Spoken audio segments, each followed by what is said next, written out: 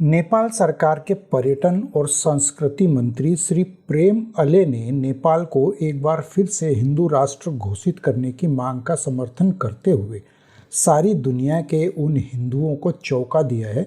जो खास तौर से भारत के लिए हिंदू राष्ट्र की मांग करते आ रहे हैं। श्री प्रेम अले ने यह घोषणा 31 मार्च सन 2022 को राजधानी काठमांडू में एक कार्यक्रम के दौरान की है। श्री प्रेम अले ने कहा है कि अगर हमारे देश की अधिकतर आबादी हिंदू राष्ट्र के पक्ष में है तो इसे जनमत संग्रह के माध्यम से बड़ी आसानी से किया जा सकता है। पर्यटन और संस्कृति मंत्री प्रेम अले ने वर्ल्ड हिंदू फेडरेशन के 2 दिवसीय कार्यकारिणी परिषद की बैठक को संबोधित करते हुए न सिर्फ अपने मन की बात कही बल्कि नेपाल की आम जनता और हिंदुत्व की आवाज़ को भी उजागर कर दिया। उन्होंने कहा है कि अगर नेपाल को हिंदू राष्ट्र घोषित करने की मांग पर विचार किया जा सकता है तो मैं इसमें स्वयं एक रचनात्मक भूमिका निभाऊंगा। यदि ये खबर आप लोगों को पसंद आती है तो कृपया चैनल को सब्सक्राइब करने के बाद पास में बने बेल आइकन को भी दबाना न भूलें और आगे की खबर जानने के लिए बने रहें। तो खबर यह है कि नेपाल सरकार के पर्यटन और संस्कृति मंत्री श्री प्रेम अले ने नेपाल को एक बार फिर से हिंदू राष्ट्र घोषित करने की मांग का समर्थन करते हुए सारी दुनिया के उन हिंदुओं को चौंका दिया है जो खास तौर से भारत के लिए हिंदू राष्ट्र की मांग करते आ रहे हैं।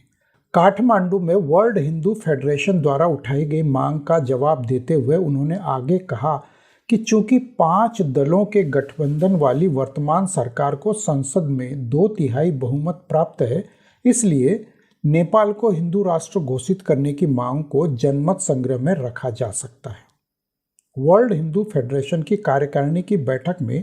Nepal, Bharat, Bangladesh, Sri Lanka, Malaysia, America, Germany और ब्रिटेन सहित 12 देशों के लगभग 150 से भी अधिक हिंदू प्रतिनिधियों ने भाग लिया।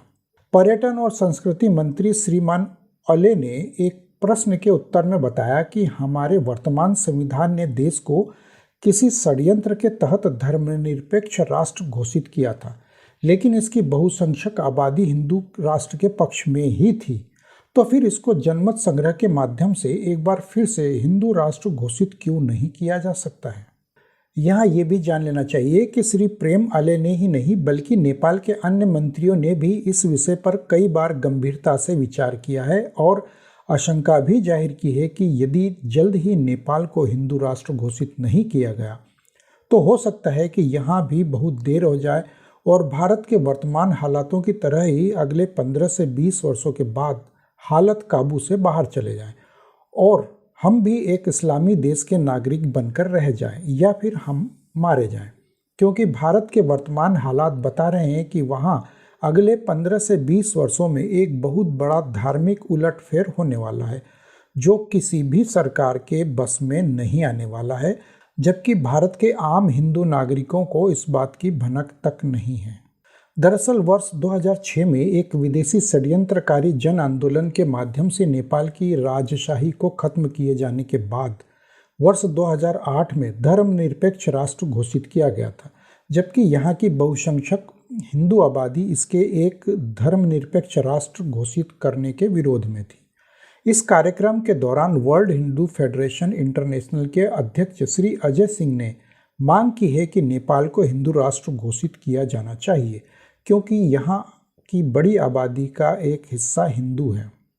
नेपाल सरकार के पर्यटन और संस्कृति मंत्री श्रीमान प्रेम अले ने कहा है कि अगर इस दुनिया में कुछ अन्य देशों को इस्लामी राष्ट्र और ईसाई राष्ट्र घोषित किया जा सकता है और उनमें लोकतांत्रिक व्यवस्था भी कायम रह सकती है तो फिर नेपाल को हिंदू राष्ट्र घोषित करने में क्या परेशानी आ सकती है, इसमें किसको आपत्ति हो सकती है। काठमांडू में वर्ल्ड हिंदू फेडरेशन द्वारा आयोजित इस कार्यक्रम में अन्य प्रवक्ताओं ने भी अपने अपने विचार व्यक्त किए, जिनमें से अधिकतर ने भारत को भी हिंदू राष्ट्र घोषित किए जाने की मांग की है। इस कार्यक्रम में जहां एक और योगी आदित्यनाथ और हेमंत बिश्व शर्मा की चर्चा हुई, वहीं मध्य प्रदेश के गृह मंत्री नरोत्तम मिश्र और कर्नाटक राज्य के सीटी रवि सहित अन्य उभरते हुए कट्टर हिंदुत्ववादी चेहरों को भी सराहा गया।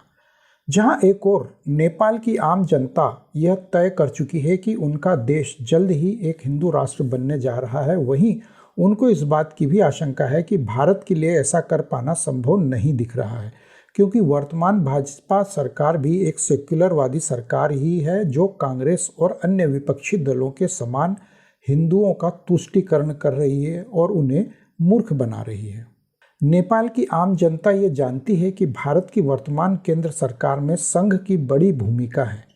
क्योंकि भारत की हिंदू आबादी का एक बड़ा हिस्सा संघ पर हिंदुत्ववादी होने का विश्वास करता है और यही उनका सबसे बड़ा भ्रम भी है, क्योंकि संघ का विचार है कि हिंदुत्व तब तक अधूरा है जब तक कि इसमें इस्लाम का साथ नहीं मिलता, जबकि सच तो यह है कि हिंदुत्व और इस्लाम कभी एक साथ रह नहीं सकते। ऐसे में संभव है कि भारत से बहुत जल्द हिंदुत्व का मिट जाना तय लग रहा है। तो यदि यह जानकारी आप लोगों को अच्छी लगी हो तो कृपया कमेंट बॉक्स में अपने विचार हमें जरूर बताएं और जाने से पहले वीडियो को लाइक और शेयर भी करते जाएं। और अगर आप इस चैनल पर नए आए तो कृपया इस चैनल को सब्सक्राइब करने के बाद पास ही में बने बेल आइकन को भी दबाना ना भूलें। तब तक के लिए धन्यवाद। जय हिंद, वंदे मातरम।